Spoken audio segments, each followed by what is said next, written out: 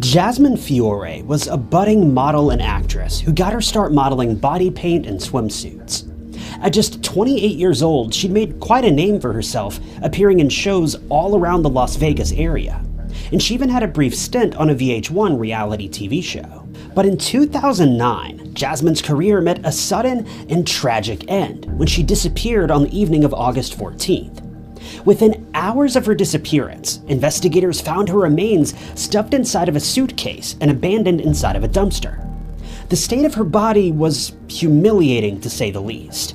In fact, the perpetrator had been so brutal that Jasmine could only be identified by the serial numbers on her breast implants. But who could have done something like this?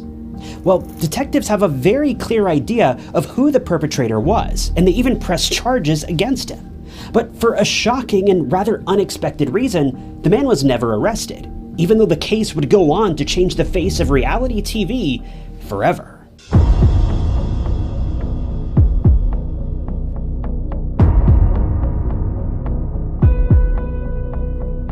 It was a little over 20 years ago when modern reality TV first burst onto the scene, and many credit the genre's success to shows like CBS's Survivor, which first aired in 2000. After Survivor, which saw a successful launch, series like American Idol, The Bachelor, and The Osbournes weren't too far behind. By 2005, VH1 had really begun to cash in on the new craze of reality television, and soon enough, they launched the series Megan Wants a Millionaire. Despite the show's incredible success, though, it only managed to air for a single season before it was cancelled, and it's all because of the tragic loss of Jasmine Fiore. Jasmine had a somewhat difficult time growing up because her parents separated when she was just 8 years old. This meant that her mother was forced to raise young Jasmine all on her own, living in Bonnie Doon, California. We all know how expensive it can be to live in California, so it goes without saying that the two likely struggled quite a bit. As Jasmine grew a bit older, she found that she had a love for playing football. Regardless of how inclusive the sport is these days, this was a bit unusual for a girl of Jasmine's size and stature to play such a demanding sport at that time in history. But Jasmine wasn't one to shy away from pushing boundaries. As she entered her teenage years, Jasmine found a job at a local grocery store, but all the while, she wanted to pursue her dreams of becoming a model. As Jasmine became of legal age, she began applying for modeling jobs and managed to land a few work opportunities pretty quickly. She first became a swimsuit model, and soon after this, she found work as a body paint model, working for various people at parties and entertainment gatherings. Jasmine was such a big hit with her clients that she even landed several shows at some of Las Vegas's biggest casinos. For Jasmine, everything was going perfectly according to her plan, and she was truly living her dream. She appeared on various commercials for adult services, such as adult phone lines and the like, and things were really looking up for her in terms of her career. But Jasmine knew that her lifestyle wouldn't last forever. Being a pretty smart worker, she began making arrangements for where life would take her when her job as a beauty worker eventually came to an end. So she went to school and got a real estate license, and had made arrangements to open her own gym and personal training center. Jasmine had encountered various love interests over the years, and she eventually caught the attention of Robert Hasman, a man that she truly loved and admitted that she wanted to settle down with. Unfortunately, their relationship didn't really last, and they eventually went their separate ways. And before long, she found herself in the arms of a man named Travis, and the two got engaged in 2006, but they too broke off their relationship. This brings us to 2009, when Jasmine met a fellow real estate expert by the name of Ryan Jenkins. Ryan was a real estate investor who owned properties all around the Las Vegas area, but he wasn't a big shot just yet. He was more of a small-time investor who was still looking to find his place in the business and hadn't quite made it yet. With this in mind, Ryan did his best to keep his options open, and one of his options was to appear in reality TV shows on VH1. Ryan had applied for a new series known as Megan Wants a Millionaire back in late 2008 or early 2009. Ryan was over the moon when he'd been accepted onto this show, but his stint with the series didn't last very long, and he was eliminated in one of the earlier episodes. But for Ryan, this didn't matter too terribly much. That's because just days after he was eliminated from the series, he met the woman of his dreams, Jasmine Fiore. 2 days after this, the two were married. This may sound completely crazy to marry someone that you've only known for 2 days, and don't get me wrong, it kind of is, but the two claim that they have genuinely been in love with one another. According to Jasmine's friends and family, at this point Jasmine was truly, genuinely happy when she was with Ryan. Jasmine was known for being a very vibrant and energetic woman, and her relationship with Ryan only further amplified these qualities. Regardless of them meeting at a casino and having a spur-of-the-moment wedding, their love was very much real. But as you might expect, things weren't always perfect. Within months of their wedding, Jasmine was forced to call the police after her husband revealed a side of himself that she never knew existed.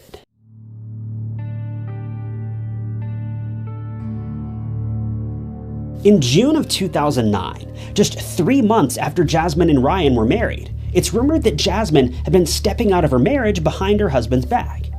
Jasmine had been speaking with her former fiancé, Travis, and the two had met up at what appears to have been some sort of party. At this event, Jasmine and Travis kissed, and this caused Ryan to flip out, and understandably so. But what isn't quite so understandable is Ryan's reaction to learning about this. Now, I don't know if Ryan walked in on the two or if someone told him what had happened, but Ryan sprung into action right away, and he and Jasmine got into a very heated argument. Travis admitted to what had taken place, and soon after, Ryan punched Jasmine and caused her to fall into a nearby pool. The police were called and charges were immediately filed against him. Ryan was then set to appear at trial in December of 2009, but the two reconciled soon after all this unfolded, and before long they were back on the same page again, but their marriage would never be the same after this. Lisa, Jasmine's mother, claims that Jasmine and Ryan fought constantly. The main reason for their argument was that Ryan claims that Jasmine was never willing to let go of her former boyfriends, and for all intents and purposes, this seems to have been true. Ryan felt that if they'd broken up, that should be the end of it, but Jasmine didn't feel that way. Needless to say, Ryan was a very jealous man, but strangely, some of Ryan's jealousy and some of his fears seem to have been somewhat justified. According to Ryan's father, Jasmine had been sneaking around behind his back for months. His father claims that Ryan had told him about multiple occasions in which Jasmine would leave for multiple days at a time and never tell Ryan that she was leaving, nor tell him where she had been for all this time. Now, what we don't know is whether or not this all came about after the two had the altercation at the party, or if this was taking place when the two were supposedly on good terms. If this all happened right after they separated after the party, then I totally get it. Jasmine needed space, and the last person she wanted to be with was Ryan. But if this was all going on while the two were on good terms and happily married, then you have to admit Ryan wasn't being too unreasonable by wanting to know why his wife had been missing for days at a time. Worse yet, according to Ryan, when she would return, she would repeatedly lie about where she had been, but Ryan had never explained how he knew she was lying.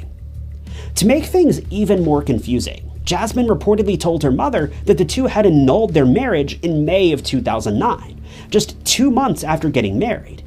But after multiple searches of public records, there's no proof that this statement was true. By all means, the two appear to have been married when all of this was going down. This all brings us to August 14th of 2009, the night that the lives of Jasmine and Ryan would change forever, and the same night that Jasmine's final hours were captured on CCTV, and the night that would alter the course of reality television for the rest of history.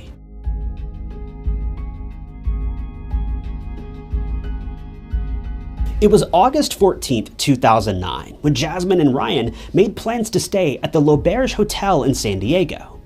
The two were scheduled to attend a poker tournament, which was some type of charity fundraiser to raise money for the Karma Foundation.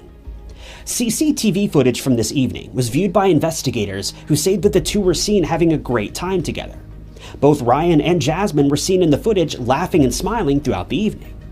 The couple left the hotel at around 2:30 a.m. on the morning of the 14th, being spotted again at the Ivy Hotel, which was a nightclub in downtown San Diego. This nightclub was the final time the two were seen together, and by 4:30 a.m., Ryan had returned to their hotel room alone, and he would check out of the hotel by himself at 9 a.m. that morning. Jasmine was never seen again. It hasn't been reported whether or not she was spotted on CCTV at the nightclub, but whatever took place at that nightclub, things don't appear to have ended well for the couple. The following day, August 15th, police announced that they located a body in an alleyway in Buena Park, California.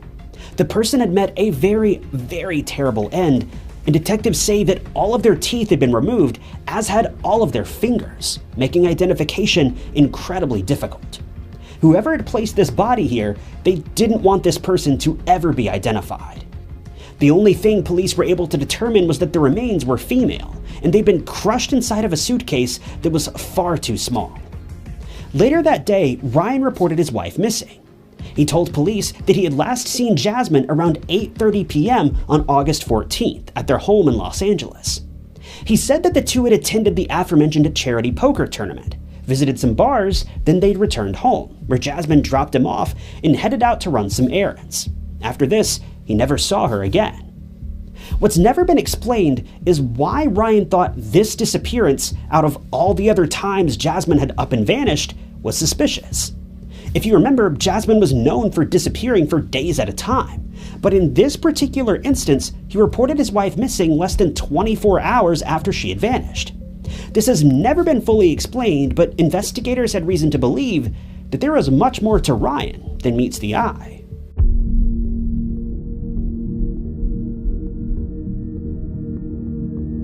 By the following day, Ryan had spent some time at the couple's home packing up some clothing and travel items. He was seen leaving their penthouse on August 16th at around 9 a.m. He then headed straight to Nevada to pick up his boat, but this wasn't the story that he shared with police when they reached out to him later that same day. He told them that he'd been in Utah and was heading to Canada to resolve some immigration issues. Around this same time, investigators had made some progress on the body that had been discovered in the dumpster. Despite the fact that the perpetrator had gone to such great lengths to conceal the identity of this person, the remains were identified just days later on August 18th. As the coroner was examining the body, he noticed that the woman's breasts appeared to have been altered, and he believed she may have purchased implants at some point, and this assumption was correct. During an analysis, the coroner removed the implants and was able to read the serial number that had been printed on them. The serial number tied them directly to Jasmine Fiore. The coroner was able to determine that Jasmine had lost her life within just a few hours of her body being found. But things got much worse from here. Police were soon alerted that a white Mercedes had been found abandoned in a parking lot in West Hollywood. This discovery was made less than a mile from the home that Jasmine and Ryan shared in Los Angeles. When the car was searched, it was found that it too belonged to Jasmine. But what made this discovery so disturbing is that the inside of the car was covered in a significant amount of evidence.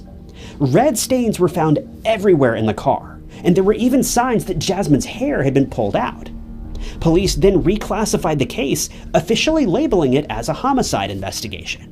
At this point, police wanted to speak with Ryan about his whereabouts around the time that Jasmine had vanished, but he was nowhere to be found. The following day, on the 19th of August, Ryan called his father from Vancouver, proving that he did eventually make it to Canada as he had told investigators he would.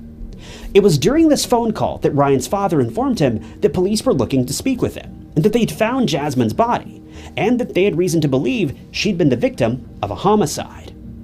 At this point, police were actively searching for Ryan. For one reason or another, they firmly believed he was behind the crime, and a manhunt soon followed. Before long, investigators received a tip that Ryan's black BMW SUV had been spotted heading towards the US-Canada border while towing a boat. Police later found the vehicle at a marina in Washington. The vehicle was empty, and the trailer that it was towing was also empty, proving the boat was out somewhere on the water. The vehicle's engine was still warm though, so Ryan couldn't have gone too far. It needs to be mentioned that at this point, Ryan wasn't considered guilty. He was merely considered a person of interest that police desperately wanted to speak to. Police were so interested in getting in touch with him that the US Coast Guard and the Customs and Border Protection Agency announced that they were sending out multiple boats to search for him. It wouldn't be until August 19th that a credible sighting of Ryan finally came in. A witness had spotted someone who resembled Ryan piloting a boat near Point Roberts in Washington, where Ryan's stepmother was known to have lived. No sooner than this report came in, police announced that they had reason to believe he had crossed the border back into Canada sometime between the 19th and the 20th. This was the final straw for investigators. They knew that Ryan had been informed that police were looking for him, so to them, this was proof that he was evading capture. This prompted them to escalate their search for him, labeling him as their prime suspect and officially charging him with homicide.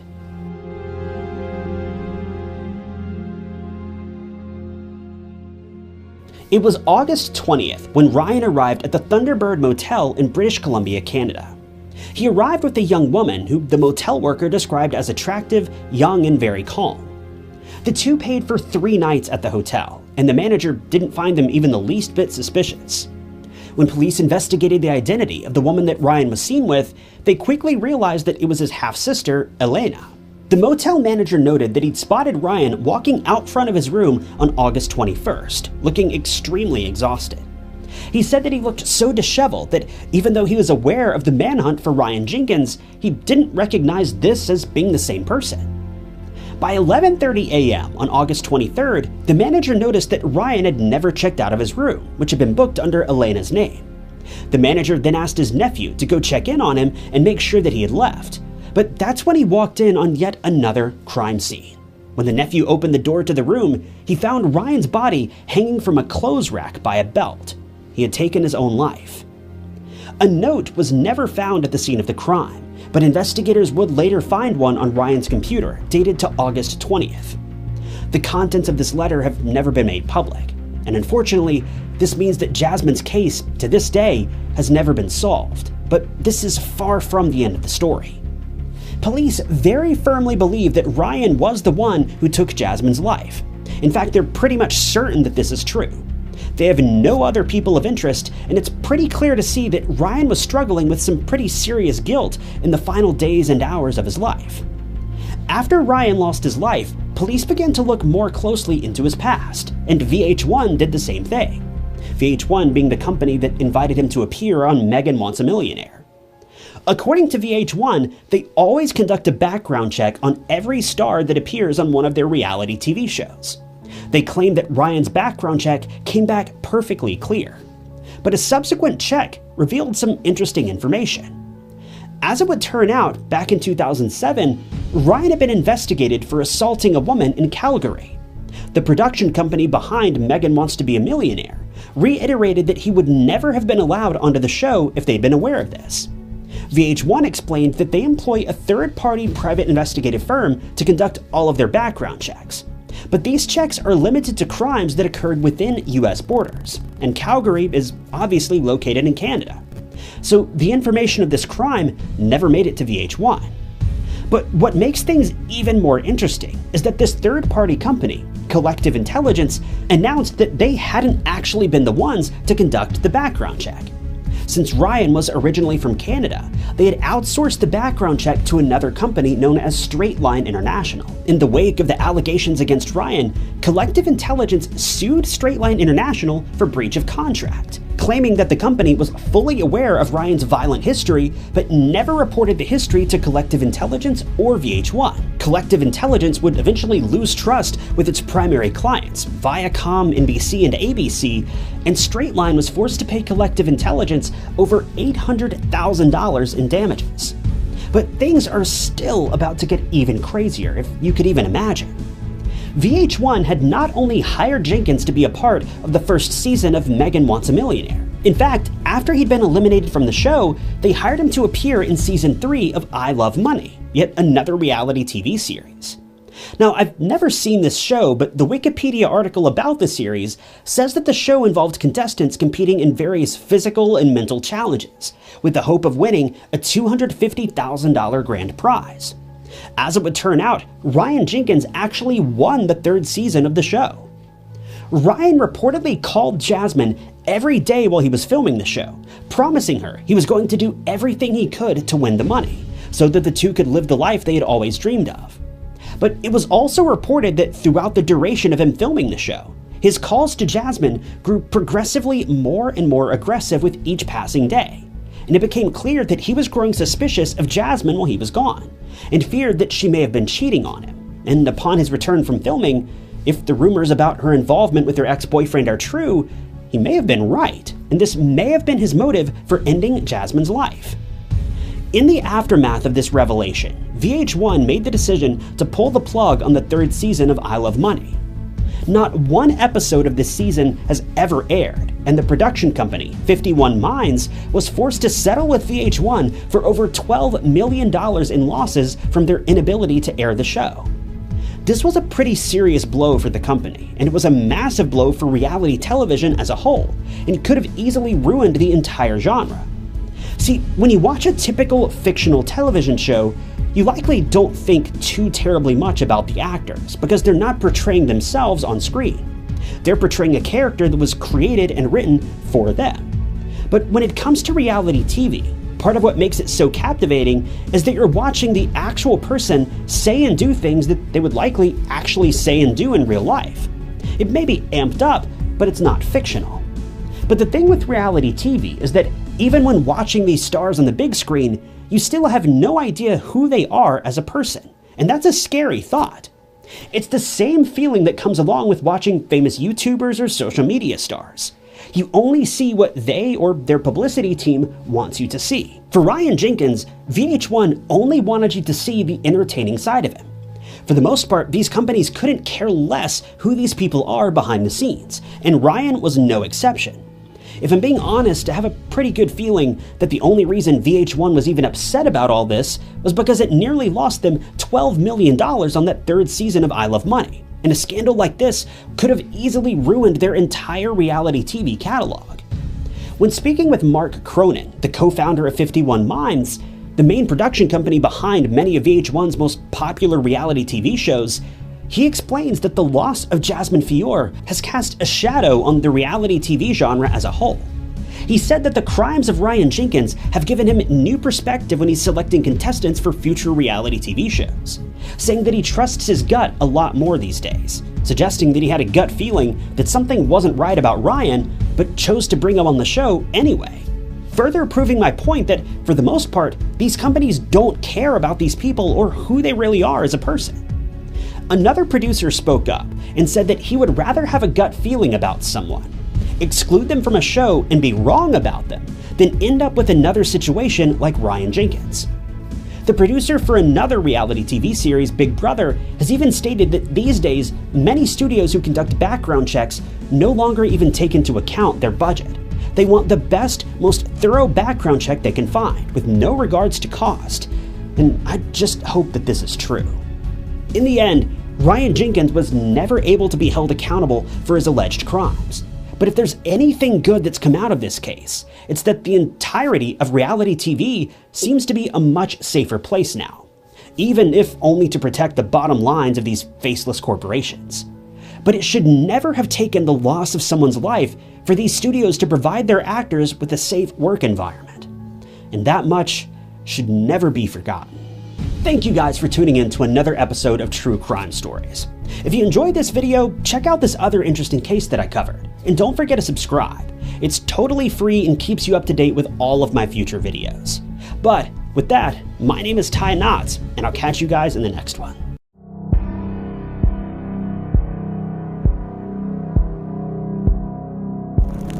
Most people don't even think twice before posting a photo or a memory on social media. It's the 21st century and social media has taken over the lives of everyone. Although it's a great way to keep in touch with tons of people very quickly, you never know what evils may be lurking behind the shadowy gray areas of social media. Celeste Mono, a thriving girl with a seemingly perfect life, had no idea that someone, a stranger, was obsessed with her to the point where she was being mercilessly stalked. Celeste never even imagined in her wildest dreams that she would be attacked in her own home. But she was about to witness just how nightmarish an obsession can really get.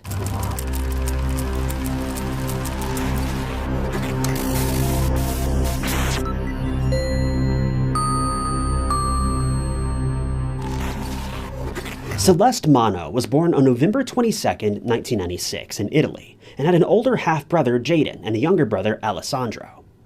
When Celeste was still young, her family moved to Melbourne, Australia, where Celeste graduated high school and attended RMIT University in 2015, where she studied criminology and psychology. Celeste had dreams of becoming a psychologist and wanted to help people by understanding what went on in the complex human brain. After she graduated college, she worked at a call center called Serco in Mill Park, Melbourne, and Celeste was amazing at her job, so much so that she climbed up the ranks and soon found herself promoted to the position of team leader. She also met a guy, Chris Risdale, at her workplace, and the two began dating. Celeste was defined as the epitome of kindness.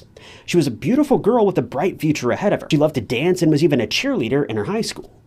Chris, Celeste's boyfriend, adored her and her personality. He defined Celeste as a treasure, and that he was really lucky for her to have chosen him to be her significant other. Celeste was also super close with her family. She and her brothers got along amazingly, and Celeste was very close with her mother, Aggie. She lived with her mother after graduation in Mernda, where the rest of this case takes place. Aggie and Celeste had the perfect mother-daughter relationship, and Celeste almost always shared everything with Aggie. Celeste and Aggie also had a nighttime ritual in which Aggie would always tuck Celeste in before bed, and they would talk about their days before calling it a night.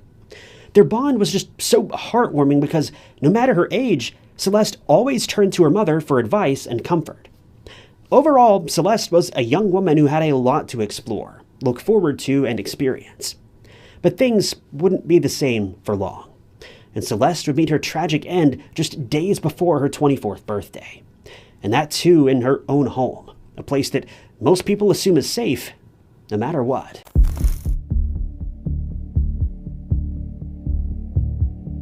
Before we keep going with today's case, just a quick reminder that if you subscribe to the channel, you'll be able to see all my latest videos the moment they upload. It's totally free and really helps keep the channel growing, so I'd really appreciate it. But anyway, on November 14th, 2020, Celeste and Chris went on a brunch date in a rooftop bar in Melbourne, where they took lots of pictures. Since the COVID-19 lockdown restrictions were finally easing, Celeste and Chris could finally meet each other and have a little brunch and catch up. Celeste had also decided to finally make her relationship with Chris official on social media, with a very happy and heartwarming picture. Both Celeste and Chris were serious about each other, and it was about time that they made things official everywhere. Fast forward to November 15th, 2020, which was a Sunday.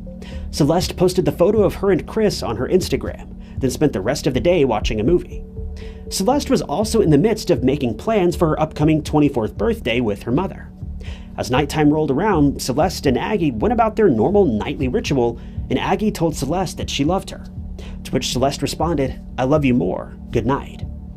Tragically, this was the last time Aggie would ever tell her daughter good night, because at around 4:10 a.m. on November 16th, 2020, Aggie woke up to the sound of glass shattering. She got up and ran straight to Celeste's room because the sound clearly came from her bedroom. When she stopped in front of Celeste's bedroom door, she saw the most horrifying scene a mother could ever witness. 23-year-old Celeste lay on her bed, motionless and covered in blood. Celeste's bedroom window was smashed and there was glass covering the floor. Aggie couldn't believe her eyes. Just hours before, Celeste was alive and talking to her, and now Aggie was holding Celeste close to her, begging for her to open her eyes and say something. A mother should never have to see her daughter like that, and it's a burden that no one should have to bear, let alone a parent. The emergency services were immediately called, and when they arrived, they were horrified to see how Celeste's room looked. It was a gruesome scene. A distraught Aggie begged the first responders to save her daughter's life, but sadly Celeste had already passed away. When Aggie was struck with the news that Celeste was truly gone, she finally understood the gravity of the horrendous situation, and in a mix of sheer hysteria and rage, she stated, "He killed her." This statement immediately called the police's attention, and they wanted to inquire more while Celeste's body was taken for an autopsy. It was later revealed that Celeste had been attacked 23 times with a knife, and it was a fierce attack, resulting in a lot of defensive wounds on her body, specifically her arms and forearms. The fact that such a crime could take place in such a tiny window of time, it's just appalling. This all unfolded within a few seconds that it took Aggie to leave her bedroom and make her way to Celeste's room. And their house wasn't that big, so it didn't take her long at all. Her chest, arms, and stomach were covered in wounds. According to police, the attack must have lasted for about 2 minutes. And now, they're the professionals, so by all means believe them over the opinion of someone like me. I'm just some guy on the internet. But the fact that this crime took even 2 minutes seems nonsensical to me. Like I said a moment ago, Aggie jumped into action the second she heard the glass break in Celeste's room. And it doesn't take 2 minutes to jump from one room to another. In my mind, I see no way this could have lasted more than a few seconds, and it just shows how rage-filled and frantic this perpetrator must have been. It's just so hard to wrap your head around the fact that Celeste was viciously attacked and lost her life in such a short period of time. That too in her own bedroom, and just a couple of doors down from her mother's room. As the police searched for more evidence from Celeste's bedroom, they also asked Aggie about her very bizarre accusation. This was when more information about who he was surfaced, and the police were left stunned. The most bizarre and infuriating part out of all of this was the fact that Celeste and Aggie had actually gone to the police several times to report this man, but investigators were of little help. Police got to know about a potential person who wanted Celeste, and his obsession that eventually led to him ending her life. And that person was someone Celeste worked with, a 35-year-old man named Louis Seiko.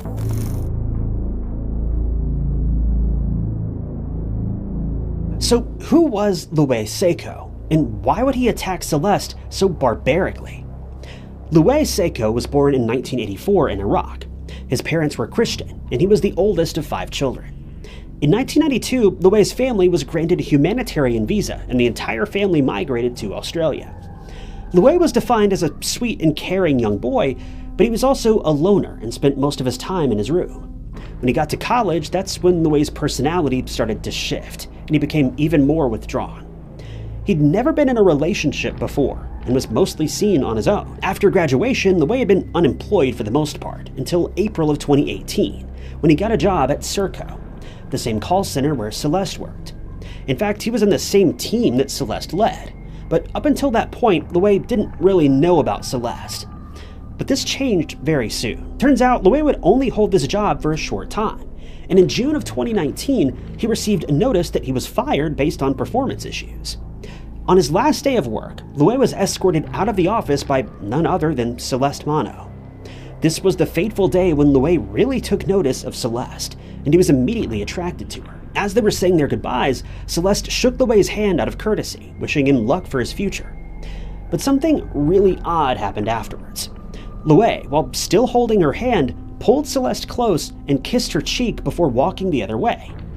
This action left Celeste embarrassed and probably pretty uncomfortable, and she was caught quite off guard, understandably. Afterwards, when she came home, she even filled her mom, Aggie, in about this weird detail. Aggie, thinking nothing of it, pacified Celeste by saying that Louis probably had an innocent crush on her. But in my book, making a physical advance towards someone like that's not innocent. A few nice compliments, that's innocent. But Celeste, chalking this incident up to Louis just being a little weird, decided to let it go. But Louis was nowhere near done with Celeste. In fact, this encounter led him to develop a strong, one-sided infatuation with Celeste, and he knew that he wanted to have something more than a professional relationship with her. About a week later, Celeste received a message on Instagram, and it was from Louis. But the contents of the message left Celeste feeling uneasy.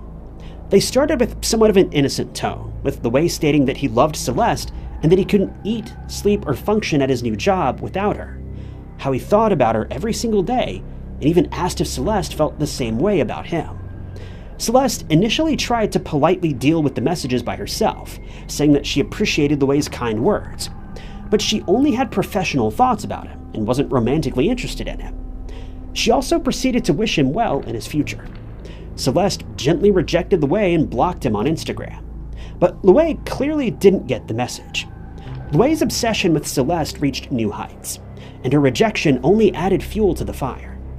Louis made dozens of fake Instagram accounts just to reach out to Celeste and harass her, all in the name of his, quote, love for her. The messages intensified in creepiness, and they even turned sexual at one point. One of Louis' very eerie messages stated, "Celeste, if you had my body for a day, what would you do to me?" Now, this is just ridiculous and highly inappropriate. Celeste was left with no choice but to sternly answer Louis, and she said, quote, "Stop contacting me. This is making me very uncomfortable. Please respect my wishes and stop." Even after Celeste blocked every single fake account, Luis didn't stop, and his messages and incessant harassment made Celeste very upset and understandably scared. This was noticeable to even people around Celeste, including her mother, Aggie, and Celeste's boyfriend, Chris. They just felt so powerless in the situation. Celeste was uncomfortable and losing sleep over it. She initially thought that Luis would get bored and eventually leave her alone, but unfortunately, that wasn't the case. His obsession took a rageful turn, and in one of his frequent messages from yet another fake account, he said, quote, "My impression of you has changed. You're no different to the majority of women. I will devote every ounce of energy I have to climbing up and proving to the world that I am somebody. That's my promise to you, my final contact with you." After 6 months of seeing her daughter enduring this nonsense, Aggie finally convinced Celeste to file a report against Luis. When the woman went to the police station and told officers what was happening, instead of helping a distressed woman who was very clearly scared, they told Celeste that Luis hadn't committed a crime, and it was best that they just ignored him. When Celeste said that she'd been ignoring him for the last 6 months, the police officer advised her to get off social media, as this was the norm if someone put their life out there for everyone to see. Unfortunately, stalking claims are often taken lightly by the police, and there really aren't any solid laws where constant harassment from a stranger could be penalized. Now, there are obviously some laws in place about this sort of thing, but they're so vague and poorly understood that in the vast majority of cases, police don't bother with harassment cases like this until a crime has actually been committed. But the problem with that is that, more often than not, by the time a crime has been carried out, it's too late. Now, I don't know about you, but in the vast majority of cases, this means that a police presence is more or less useless. Just think about what happened with Trump at his rally in mid-2024. There were not only police present, but also Secret Service stationed every few feet, and we all know how that played out. It doesn't matter if police are present. They can't legally do a whole heck of a lot until a crime has actually been carried out. And love him or hate him, for Trump, that almost meant it was too late for him as well. But anyway, the trip to the police station was futile for Celeste and Aggie, as the officers didn't even make a report or write down Luis's name for future reference. Unfortunately, Celeste had to deal with Luis's vulgar and very derogatory messages for another 6 months. But things only escalated. Celeste would find Luis's car parked outside her workplace. She received almost 140 messages from Luis from multiple fake accounts, and horrifically, Luis also found out the suburb where Celeste lived by following her home from work one day, and that's a nightmare for anyone who's getting stalked. Celeste, at one point, even confided in a coworker and admitted that Luis's messages were scaring her, and that she was sure that Luis was going to take her life. Celeste was legitimately scared for her life at this point, and it was decided that enough was enough. Some serious action needed to be taken against Luis. Celeste and Aggie went to the police station again after another 6 months, and finally they met a cooperative police officer who advised the women to file for a personal safety intervention against Luis, which they did. Surprisingly, Luis tried to contest the order in court, but it was obviously denied. For a month, everything seemed normal for Celeste again, but it was short-lived. On August 15th, 2020, just 3 months before the horrific attack on Celeste, Luis sent a 3-page letter to Celeste, pleading that she take back the intervention order. He assured her that he would move on from her after she withdrew the order and the charges. He even ended his letter with a smiley face, which is just so creepy. Now, Luis's action of sending the letter to Celeste was, in fact, a breach of the intervention order itself. And when Celeste let the police know about this, they finally had a reason to act. Because after all this back and forth, Luis had finally committed a crime. Luis was arrested at the end of August 2020 for breaching the safety intervention order. And you would think that everything would be normal again, and Celeste would be safe from this man's harassment. But that wouldn't happen. Oddly, within a day, Luis was released, and this time, he was angry with Celeste. He couldn't believe that Celeste would go this far and have him arrested for contacting her. Luis truly believed that he was entitled to Celeste and that she would be lucky to have him.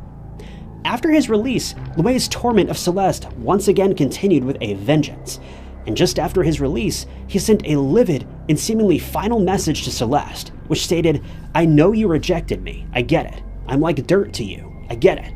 I know you hate me, I get it." Around the same time, he bought a hammer and a knife from a local supermarket. and for the next 3 months, Louis went radio silent.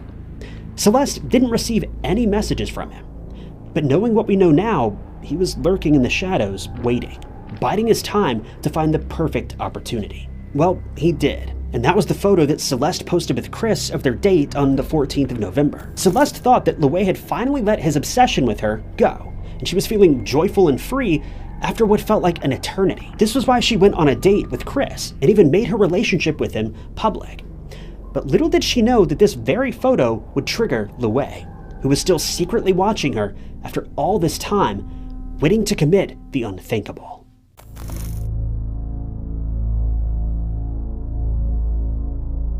Leading up to the terrible day of November 16th, Louis had apparently figured out which home was Celeste's by peering in the driveway and finding her car parked there, and even had her home floor plan mapped out to find where Celeste's bedroom was. Now, how he got a hold of this, we don't really know. But Louis had studied every single photo of Celeste, looking for details of her bedroom so that he knew exactly what her room looked like, which is just so terrifying. He was ready to launch a violent attack on Celeste because, in his mind, if he couldn't have her, no one could. On the 16th of November, at around 4:10 a.m., Louis climbed the side fence of the Mono home and smashed Celeste's bedroom window with a hammer. This was the sound that Aggie woke up to. Louis then proceeded to enter Celeste's bedroom and attacked her at least 23 times in less than 2 minutes, according to police. Then he left through the same window and fence with traces of blood found on it, leaving Celeste to be discovered by her mother. A neighbor's CCTV camera also caught Louis zipping out of the street around the same time that the paramedics arrived. And after hearing from Aggie about the year-long cyber torment that Celeste went through, the police knew they had to arrest Louis immediately. But they didn't have to, because after attacking Celeste, Louis made a beeline for the police station, showed up with an injured hand, and confessed to the crime while handing Celeste's address to the officer. He stated, "She's dead. She's dead. Go have a look. You know what happened. It's your fault." And truer words may never have been spoken. In my eyes, this certainly is the fault of the local police. Louis even tried to coerce the police officer to fire at him so that he could evade the law and essentially pass away with Celeste. But the police cornered him and he was arrested. As soon as Louis was in custody, he was charged.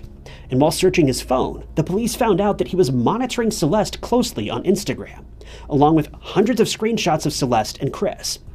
Not only this, when officers searched Louis' laptop, they found Google searches pertaining to Chris, her boyfriend, the bar where Celeste and Chris had their date, and investigators even found Celeste's home floor plans, but again, no idea how he got a hold of these. After being arrested, Louis was awaiting trial, which took almost 3 years to reach completion. This delay was due to the COVID-19 restrictions, but a major part of it was because of Louis. He tried to stretch the trial as much as he could, and he even tried to use the mental health stance as a way to evade the law. He did eventually plead guilty, but he tried everything he could to get away with this crime, pulling out all the stops to either prove himself as insane or completely innocent, even though he had already confessed at this point. Louis tried to convince the jury that he was mentally unstable and that he was suffering from an episode of psychosis at the time that he attacked Celeste. On top of it all, he would fire his lawyers right before the trial, pushing the process back even more. He even represented himself at times, and he also tried to delay the court proceedings by maintaining that he only attacked Celeste twice, not 23 times as the coroner stated in the autopsy report. Louis was adamant to prove himself to be mentally unfit, so that he wouldn't get such a harsh sentence, as a result of which a lot of psychiatric evaluations were done on Louis. And one doctor in particular, Dr. Dargy, said that Louis suffered from hallucinations and was forced by an imaginary entity called Isha to act like a criminal. But it was also Dr. Dargy who issued a warning in court and stated that Louis was likely to reoffend if he ever got out, and that if he gathered sympathy from female prison guards, then things could take a turn for the worse. Ultimately, it was found that Louis was just an egotistical, self-absorbed individual who couldn't bear the thought of being rejected by Celeste, and he was actually faking symptoms of mental health issues. You have to be a different level of sick to come up with such an elaborate plan to try to get a lesser sentence for taking the life of an innocent and amazing young woman who didn't even want you. It's just unbelievable. Celeste's family, especially her mother Aggie and her brothers, wanted Louis to be sent to prison forever. and the prosecution even stated that the crime was premeditated, given that he'd bought the weapons 3 months prior, and that the nature of the crime was angry and violent. Loay had every intention to end Celeste's life that night because he saw how happy she was with Chris, and that the couple's photo was almost mocking Loay, which was why he lashed out and attacked Celeste, ultimately leading to her tragic demise. After 3 long years, on February 29, 2024, Loay Seiko, who is now 39 years old, was sentenced to 36 years in prison, with the possibility of parole after 30 years. Justice Dixon went on to explain that life imprisonment couldn't be warranted in this case because Loay had a rare and extreme personality disorder, and this affected his mental state at the time of the crime. Justice Dixon also went on to emphasize the trauma Celeste's family went through because of Loay. But it's just so appalling to see a man who, mind you, wasn't even remorseful for savagely attacking Celeste get sentenced to what's essentially nothing for the damages he inflicted on a once happy family. He took the rest of this young woman's life, but he only had to pay with a portion of his own.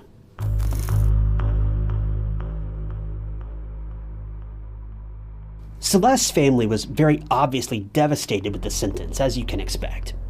Aggie, who came forward with her thoughts after the sentencing, said that the investigators and courts showed Loay mercy, but they showed her daughter none when she contacted the police twice for help.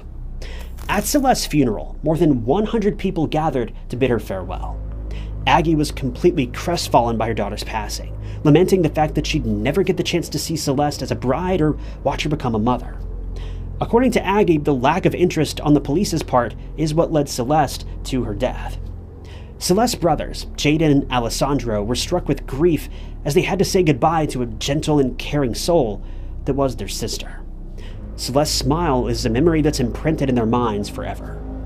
Aggie, after Loay's sentencing, has been trying hard to petition for the tightening of stalking laws, and she also called for the electronic monitoring of stalking culprits. Aggie firmly believes that if Loay had been monitored and tracked after being served with the intervention order, something could have been done to prevent what happened to Celeste.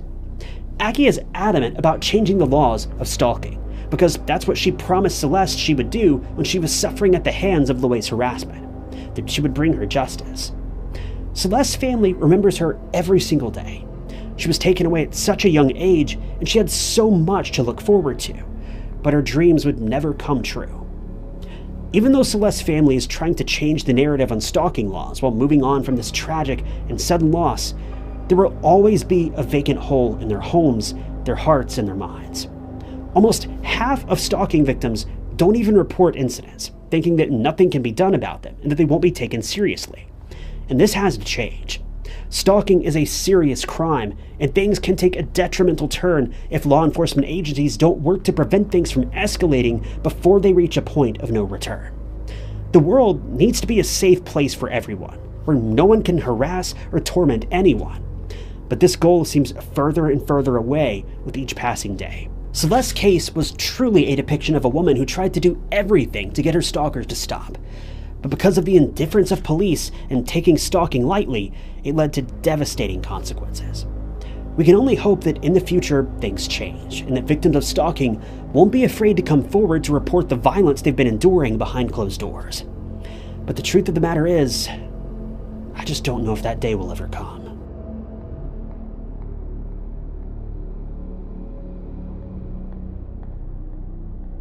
Thank you guys for tuning in to another episode of True Crime Stories. If you enjoyed this video, check out this other interesting case I covered, and don't forget to subscribe. It's totally free and keeps you up to date with all of my future videos. You can also click that join button below to help support the channel and see new videos long before everyone else does. But my name is Ty Knotts, and I'll catch you guys in the next one.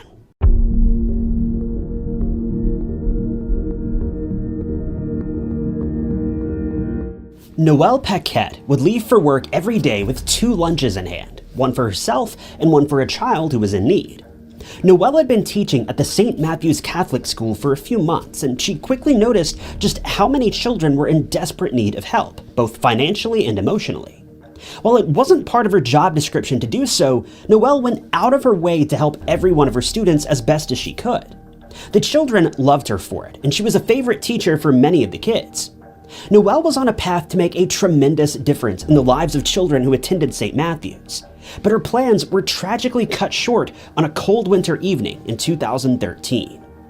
Detectives say that Noelle was heading home from a New Year's celebration. She was ambushed by two criminals with a hauntingly demented plan for the evening. Investigators believe that Noelle was grabbed before she ever even knew what was going on, and within minutes, her life was over. Police honed in on two primary suspects, but believe me when I say they are no one that any member of the investigative team would have ever suspected.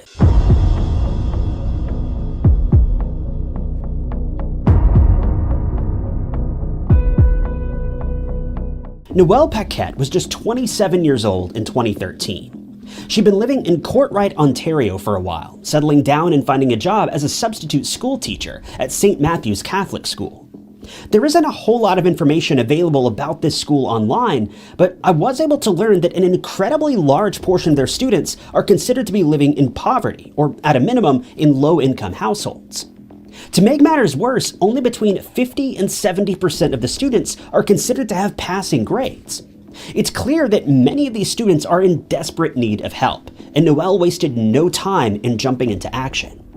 Noelle was hired at St. Matthew's after another teacher requested time off for maternity leave, meaning Noelle would be in charge of this teacher's classroom for several months. Noelle was known for having a very unique philosophy for teaching. She didn't just want the children to excel in life, she wanted them to be so-called smash hits, a term she coined to describe the level of success that she vowed to help her children achieve, not just in school, but all throughout their lives. As soon as Noelle began working for the school, she noticed that there was a much larger problem plaguing these students than simply their less than ideal grades. It didn't matter that over 60% of students were failing math because nearly 50% of these students' families didn't have enough money to buy proper clothing or food. A shockingly large number of these kids didn't even wear shoes to school, and an even larger number didn't own warm coats for the winter. Noelle wanted to help these students in any way that she could, so she and her mother teamed up to begin buying as much clothing and food for these children as they possibly could. Noelle's mother says that this became a regular occurrence for them, and they would often travel out into town to scrounge up as many of life's essentials as they could find, providing them to the students who needed them most. One of Noelle's closest friends, Kyle, says that this is just the type of person that Noelle was. He says that there was no better profession for Noelle, and she was meant to be a teacher and a guardian for these students. You know, it's often the case that after someone passes away, we only recall the good things about them, and we cover up the bad. But in Noelle's case, she truly was a great person. She cared in a way that is so rare these days, and her character is something that should be celebrated. But Noelle's passion, her drive, and her dedication to her students would meet its end long before her journey should have been over. There are still countless students who truly needed her, but their pleas would go unanswered after one cold winter night in January of 2013. I want to let you guys know about Pia, an amazing VPN service that you can use on any smartphone, and also the sponsor of today's video. If you're an active internet user, and since you're watching this video, you are, then you need to know one thing. Everything you do on the internet can be seen by someone else, whether you realize it or not. Using the internet without Pia is like having Facebook post your diary. Your friends and family can all read your secrets. PIA, short for Private Internet Access, uses a virtual private network, or a VPN, to hide your IP address from would-be hackers, scammers, and other elusive people, and it helps to safeguard your internet connection using an encrypted tunnel. If you're like me, you're probably using Wi-Fi when you're in public places like the supermarket, coffee shop, or even an airport. When you do this, any hackers that may be connected to that same network can see everything you do. Everything. But with PIA, that will no longer be true. You can even use PIA to grant you access to region-restricted content from all over the world, including hidden content on BBC, Prime Video, Netflix, Hulu, and so much more. One of my favorite reasons for using PIA is to access region-restricted content on Netflix, such movies like The Godfather or Shawshank Redemption, which you can access by switching your location to Germany. One of my favorite things about PIA is that you can use just one subscription to protect all of your devices, including your computer, phone, tablet, everything. Pia is the world's most transparent VPN provider, hiding your IP address and encrypting your internet connection, all while giving you access to heaps of content that may have otherwise been hidden from you. Join Pia using my link below to get 83% off your subscription. That's just $2.03 per month. Better yet, Pia is even throwing in an additional 4 months of protection, absolutely free if you sign up using my custom link. Just go to piavpn.com/truecrimestories to get 83% off your subscription, then get 4 additional months completely free. Thanks to Pia for sponsoring today's video.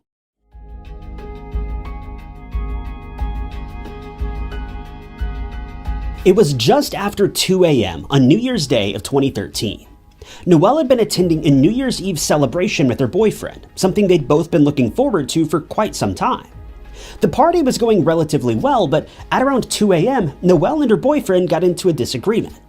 We don't know what prompted this argument, but Noelle felt that things had escalated enough that it would be best if she just left for the evening and headed home. One of Noelle's friends tried her best to stop her, but when Noelle insisted on leaving, the friend decided to leave alongside her. The two walked together for several blocks, but eventually they went their separate ways. The party had been taking place in Sarnia, but Noelle had recently moved to Courtright, just south of Sarnia. She purchased a house here a short while back, and regardless of how long the walk was, Noelle was adamant that she was going to take the long trek back to her home, even though it was quite cold out and in the dead of the night. Noelle and her friends were spotted on several CCTV cameras in the area, but before long they had wandered out of view and were on their own. Throughout her walk home, Noelle texted her boyfriend several times. It seems that whatever had happened at the party, Noelle was incredibly upset. She was spotted by several witnesses as she wandered through the streets, sobbing about what had taken place. Her boyfriend has never spoken up about what transpired that evening, but whatever it was, Noelle was devastated. This brings us to around 2:30 a.m., only about 30 minutes after Noelle had left the party. As she was still within the boundaries of Sarnia, a few witnesses reported seeing a man walking behind her. Considering it was so dark, descriptions of this man were less than helpful, but it seems as though witnesses recalled him following her for quite some time. Within minutes of these witness sightings, Noelle's cell phone activity suddenly stopped. She never responded to her boyfriend's texts after this, and all of her calls went unanswered. Investigators used witness statements to piece together what transpired after this, and they determined that a white Pontiac Grand Prix pulled up alongside Noelle as she was heading home that evening, or early morning at this point. The car was driven by a woman in her early 30s. We don't know what the woman said to Noelle, but after a brief discussion, Noelle seems to have agreed to get inside the car. As soon as she entered, the car switched into reverse and backed up down the street, picking up the man that had been walking behind Noelle all this time. The moment he entered the car, they sped away into the night.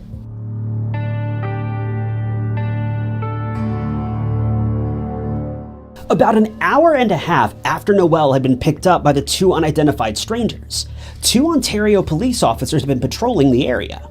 This was around 4 a.m. on New Year's Day. As they were patrolling the outskirts of Sarnia, they came across a white Pontiac Grand Prix that had broken down on the side of the road. When officers approached the car, a female stepped out of the driver's seat. She was crying and had blood on her face and hands, pleading with officers to help her, as her boyfriend had just accidentally cut himself in the passenger seat and she wasn't able to help him. Paramedics were called to the scene immediately. One of the paramedics helped out the passenger, treating his injuries and making sure that he was stable before taking him to the local hospital. The occupants of the car were then revealed to be Tanya Bogdanovich, age 32, and Michael McGregor, age 22. When investigators asked what had taken place leading up to Michael's injury, Tanya revealed some pretty interesting details about the two. She said that the two were heading out into the forest to engage in what she called knife play.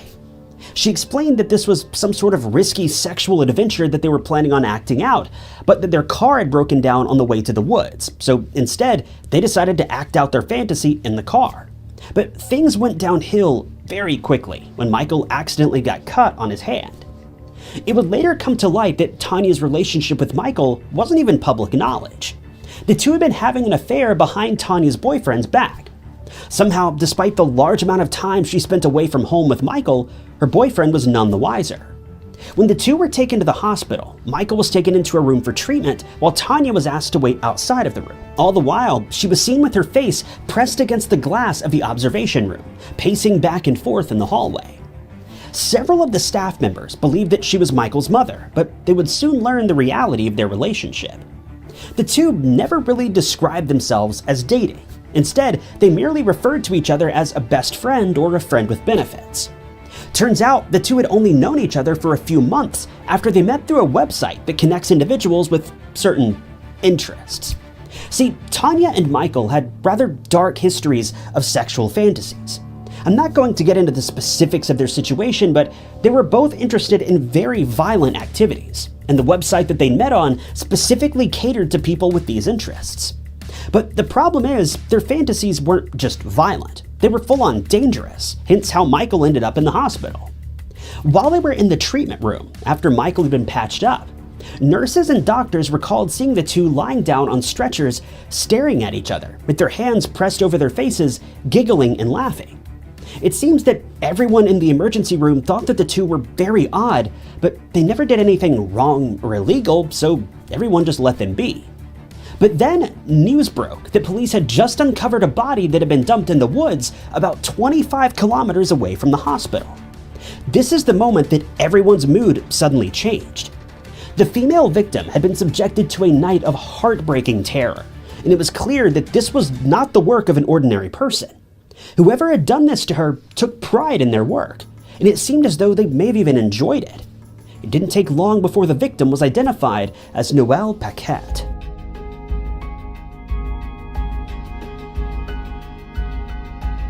As investigators showed up to the scene of the crime, they were taken aback by what had transpired. As detectives gathered up evidence and information from the scene, they quickly learned that the victim had been jabbed at least 49 times. She'd also been taken advantage of. A coroner revealed that the victim was alive during each and every one of the injuries. She would have lived through all of them, but she likely would have passed away quite quickly after that final strike was dealt. Whoever had done this to her, they were calculated. They wanted her to survive until that final blow. Police spoke with witnesses in the area, but no one had seen much of anything outside of mentioning that they had seen a woman matching Noelle's description walking alone around 2 a.m. But as police gathered up more and more witness statements, they came across the aforementioned witnesses who recalled seeing a white car that morning. Around this same time, Tanya and Michael were released from the hospital. Their car was towed to a nearby compound where it was revealed that the engine had run out of oil, explaining why they'd broken down so unexpectedly. After the two had left the hospital, they made plans to head to the compound lot that afternoon to pick up the car for repairs. But at some point during the day, Michael learned that the injury to his hand was going to require surgery. So the following day, he was asked to return to the hospital for an operation. Police had noticed how strange both Tanya and Michael were acting when they were taken to the hospital earlier that day. But investigators assumed that they were simply strange people, so they didn't think much else about it. But as witness reports of a white car that was spotted around the time of Noelle's disappearance began to pour in, detectives began to wonder if there was more to this story than meets the eye. It seems that police were hot on the trail of both Tanya and Michael long before they knew that they were even being suspected in Noelle's disappearance. As mentioned, the two had planned to pick up their car from the compound later that afternoon. But police were quick to react, and they asked the tow driver to hold on to the vehicle and not give it back to the couple until they had time to search it first. The tow driver agreed and held on to the car. We're not sure what the two were told when they arrived to pick up the car later on, but the tow driver did manage to ward them off while police conducted an investigation. When police searched the vehicle, they found that it was covered in red stains. To make matters worse, they even found a knife on the floorboard on the driver's side of the car. The knife appeared to have been cleaned off since the incident, but considering the state of the rest of the car, this did little to help. It seems that Tanya and Michael explained this discovery away as being related to Michael's hand injury, but the police weren't so sure. This is around the time that the most concerning witness report of all was submitted to officers. Not only had a white sedan been seen in the area that morning, but a witness proclaimed to have seen the driver of the car pick up Noelle. But that wasn't all. The witness also reported seeing Michael get into that same vehicle after Tanya had reversed to pick him up. At this point, police knew that there was much more to the story than Tanya and Michael were letting on. But the problem was, they needed to establish a motive. Otherwise, all three of these people may have just been in the wrong place at the wrong time. Without a motive, the case was sure to be kicked out of court. This led officers much deeper down a rabbit hole than they could have ever anticipated.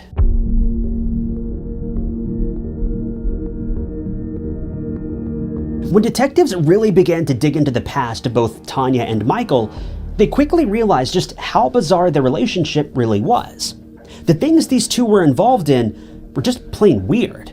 The two are big fans of the TV series Archer, so much so that Michael actually went by the name Archer, and Tanya went by the name Kane, referencing two of the lead characters from the series. Anytime Tanya referred to Michael, she would always address him as Archer. But everyone has pet names for people that they're close with. That's not terribly unusual. What makes these two so strange is just how far they were willing to go to satisfy their sexual desires, even if it meant hurting other people. The two met as a result of their dark fantasies, but what really helped them bond was how they each had a desire to end the life of a woman.